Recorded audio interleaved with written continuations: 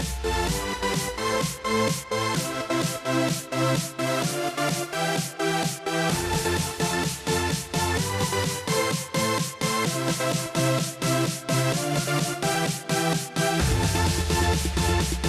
morning. It's Wednesday morning. Yesterday I thought it was Wednesday all day. It's finally Wednesday. I'm back from the gym. It was hard to get out of bed this morning. I was so cozy. But one of the things that we talked about yesterday in the ladies' discussion was the importance of trying to motivate yourself with positive talk instead of punishing talk. Because how do you motivate yourself? Well, you tell yourself what's wrong.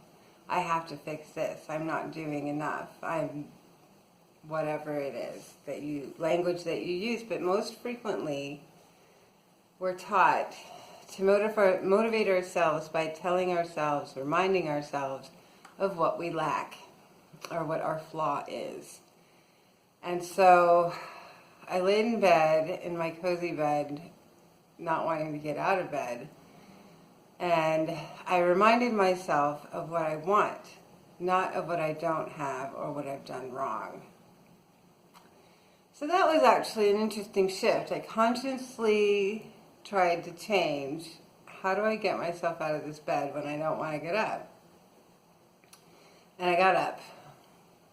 Ultimately, I don't know if it was because I was giving myself more positive talk, or if it was just me saying, you're not sleeping anyway, you might as well go to the gym. But in any case, it worked out, and it wasn't as negative as my usual self-talk. So I'll keep trying that. 42 minutes on the bike, and I went to just over 10 miles total. I keep telling myself that I want to start tracking my miles because, what does 30 minutes on the bike even mean? What is, and I know it's in the video, but I hardly ever pay attention to the miles. But that's an interesting milestone, 10 miles. So 10 miles on the bike, level 14 hills. And so no phoning it in with level 14, gotta push. It's just hard enough that I wish I could stop. Like, I want to stop at the top of the hills. There's 3 hills, and you have to push for a while at the top of each one. And I just want to stop because it's hard. So that's good. My rib issue still hurts. In my sleepiness in my bed, I tried to tell myself that it hurt worse today, and I didn't have to get up. Didn't work. It doesn't. It's about the same today as it was yesterday, or at least the same as it was last night. But it's moved way over to my side, so I don't think it's intestinal. The things we tell ourselves to give ourselves permission to stay in bed. But I still didn't do any weights. I just did the bike. Because it's a sharp pain, and I've always been told that if the pain is sharp, you don't mess with it. You leave it alone.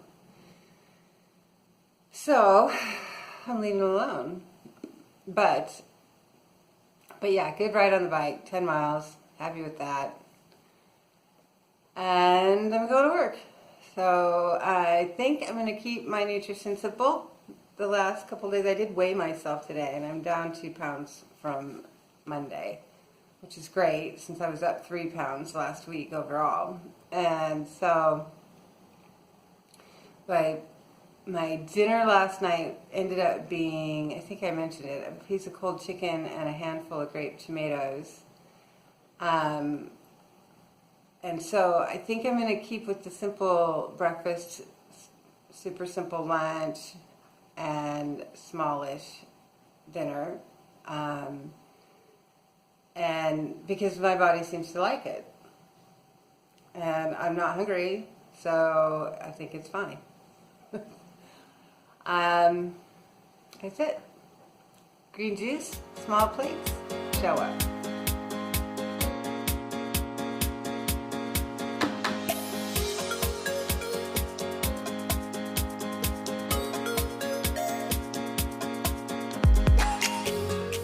Hi, it is Wednesday after work and I'm home. It's an okay day. This is funny. I had this Lyft driver that he seemed alright, but he was just like on the throttle, off the throttle, on the throttle, off the throttle, so severely that I feel a little car sick. It's only a mile. There's a lot of lights in between, but anyway,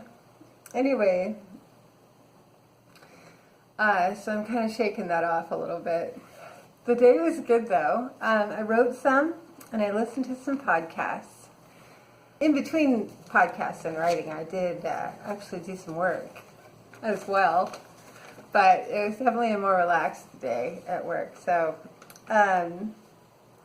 after the ladies' discussion group last night, I had some inspiration, which that's what I was hoping for with a more diverse group than I usually get to spend time with. One of the ladies was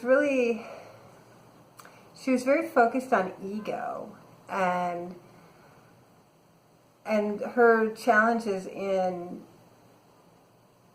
taking her own ego down a notch.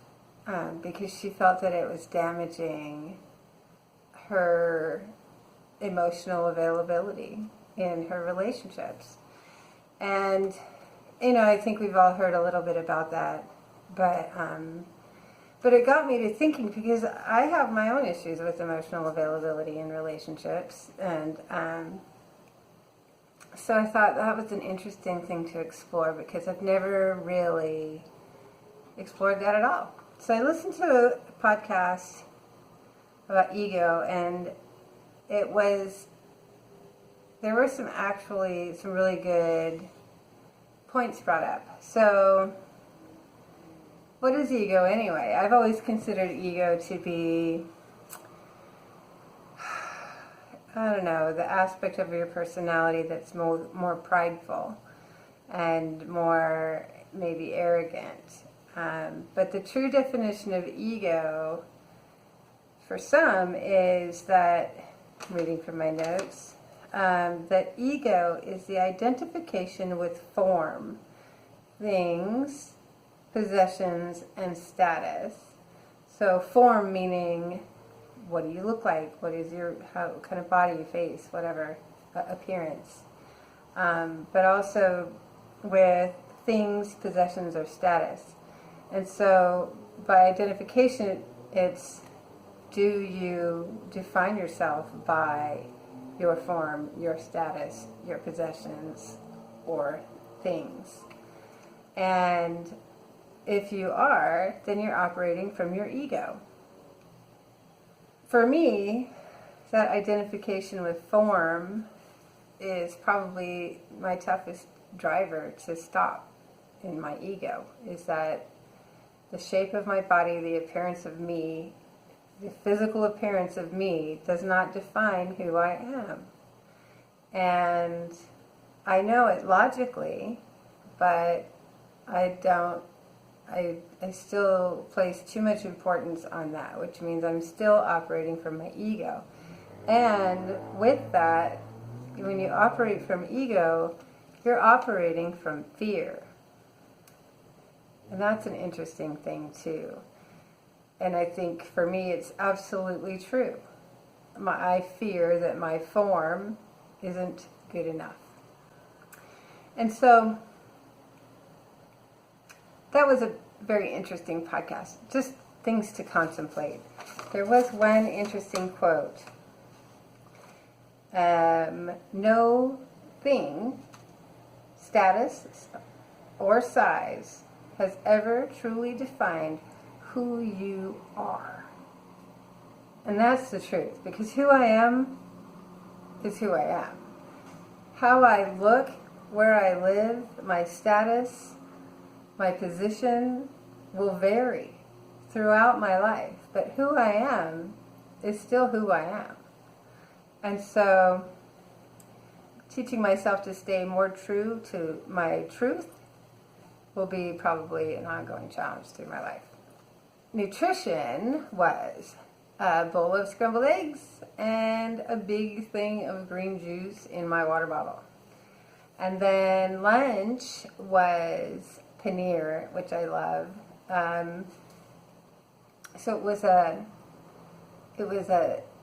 creamy curry kind of sauce with vegetables, broccoli, cauliflower, some peppers, and paneer that I put over a handful of fresh spinach leaves. And so that was my lunch with a little bowl of cantaloupe. And I didn't have any snacks, so I'm doing really good for nutrition. I'm a little hungry. I've got some fish, rockfish. I'm going to throw that in the oven, and I think I'm going to put it with some asparagus. So that's my dinner. It's going to be a mellow night. Don't have anything going on. I already did my writing. My writing went in a new direction today that I like.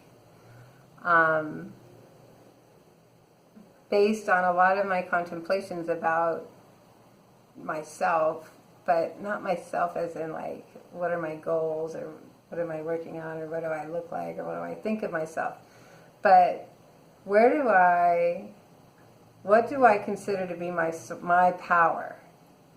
Not my superpower like we like to think, but like, where do I derive my personal power? And what was I taught about where personal power can come from? I'm contemplating that.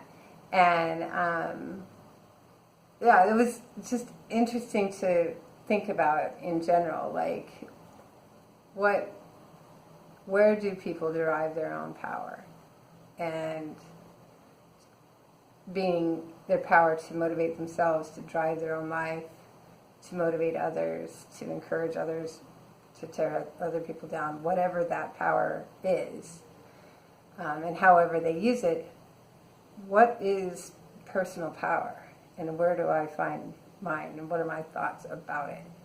And so there's a lot in that, and so sort of unpacking that a little bit today. I still have so much to do, but my thoughts about ego really got me into that. Like, okay, so how do I separate my ego from myself so that I operate more from my authentic self?